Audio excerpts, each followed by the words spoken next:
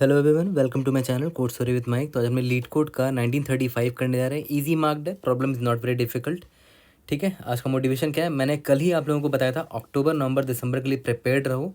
3 months का challenge लो खुद के लिए और bring the beast version of yourself. चलो सिर्फ 3 मंथ्स ही बस बोल रहा हूँ आपको। इस 3 मंथ्स में एकदम हार्ड वर्क करो, अच्छे से प्लान बनाओ जब तक अक्टूबर स्टार्ट नहीं होता कि आप क्या पढ़ोगे, कैसे पढ़ोगे, सब कुछ इकट्ठा कर लो और ये 3 मंथ्स रगड़ के पढ़ो। मैं दोबारा रिपीट कर रहा हूँ इस चीज़ को, bring back the beast version at least just for 3 months. ठीक है, by the end of this 3 months you will see a big change in yourself अगर आपने ऑनेस्टली फॉलो किया तो।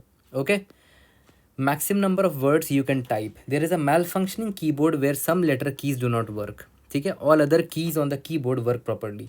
Given a string text of words separated by a single space, no leading और trailing spaces, and a string of broken letters of all distinct letter keys that are broken, return the number of words in text you can fully type using the keyboard। जैसे यहाँ पर देखो, यहाँ पर कितने words हैं? 2 words दिख रहे हैं और हर वर्ड एक स्पेस से सेपरेटेड होगा।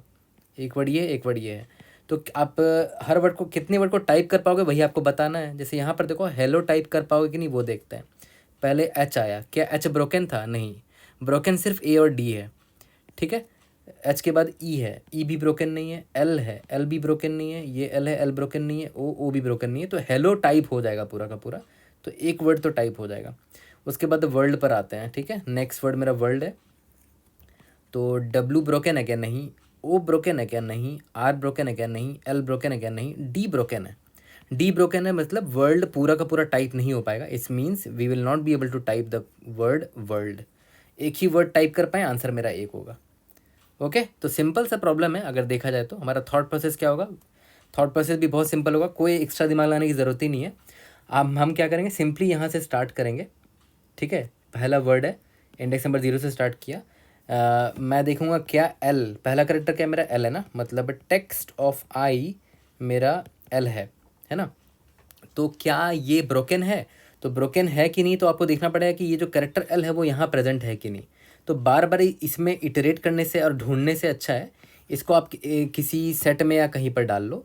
या फिर प्रॉब्लम में दे रखा कि सिर्फ 26 साइज अल्फ़ाबेट, स्मॉलर अल्फ़ाबेट्स हैं। तो हम क्या करेंगे, एक मैप ले लेंगे 26 साइज़ का। ठीक है, और जिसमें हर इंडेक्स अपने कैरेक्टर को रिप्रेजेंट करेगा। जैसे इंडेक्स नंबर 0 जो है वो ए को रिप्रेजेंट करेगा, इंडेक्स नंबर 1 जो है वो बी को रिप्रेजेंट करेगा, and so on. Similarly L होगा, इसका कोई इंडेक्स होगा, एल इसको रिप्रेजेंट करेगा, एंड सो ऑन। तो यहाँ पर मैं क्या करूँगा, प्री पॉपुलेट कर लूँगा इस मैप को, इस पर इटरेट करके। ठीक है, तो ब्रोकन लेटर पे पहले ही इटरेट कर लेंगे।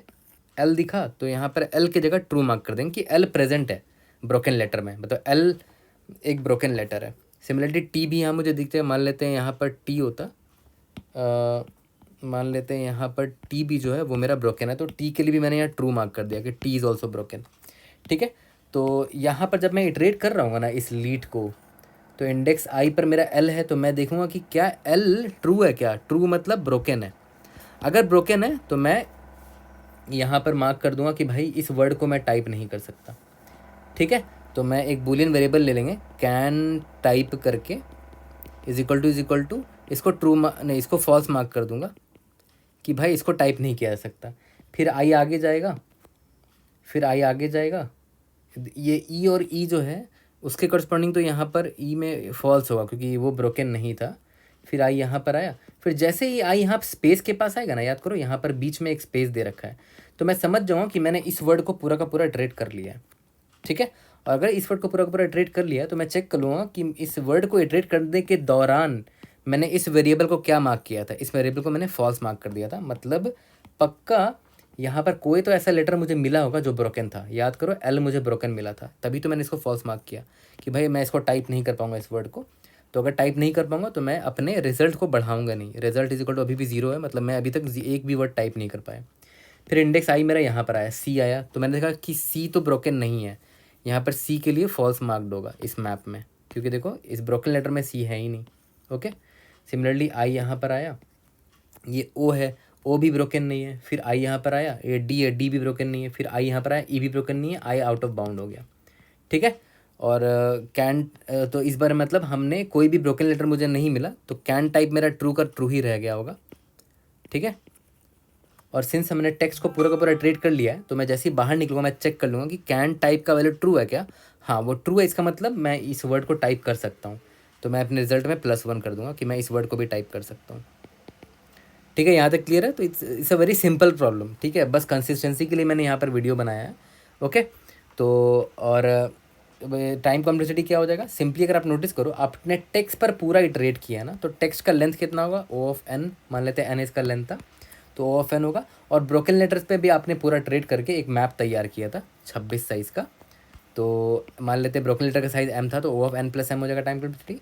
स्पेस कॉम्प्लेक्सिटी ओ ऑफ 26 होगा, क्योंकि आपने 26 साइज़ का एक मैप यहाँ पर लिया था। 26 साइज़ का क्यों ले पाया, क्योंकि प्रॉब्लम में दे रखा है कि जितने भी ये सब होंगे ना, सारे लोअर केस इंग्लिश लेटर्स हैं सारे के सारे। तो 26 साइज़ का मैं एरे ले लूँगा, है ना।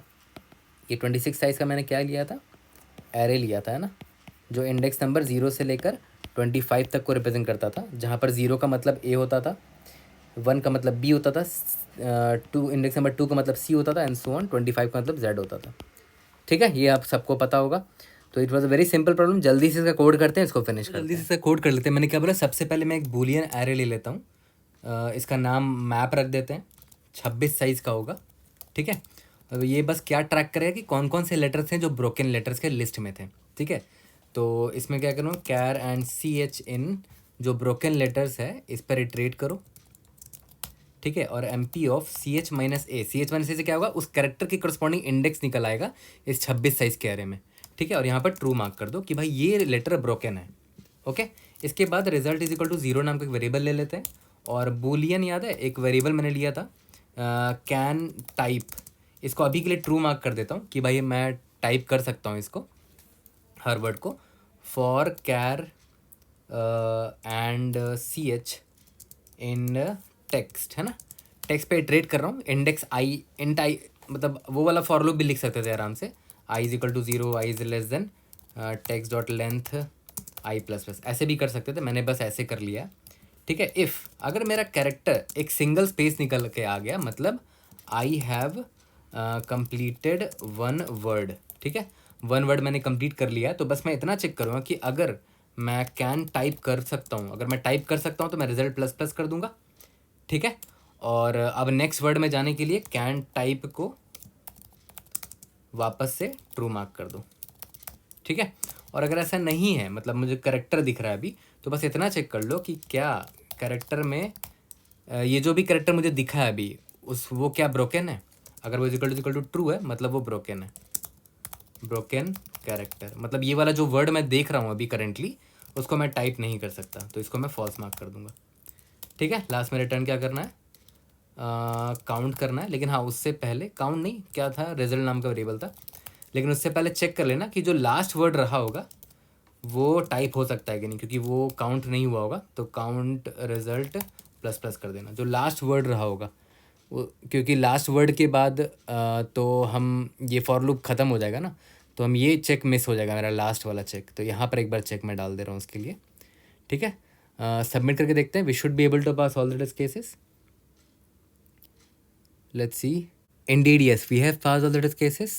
See you in the next video. Thank you.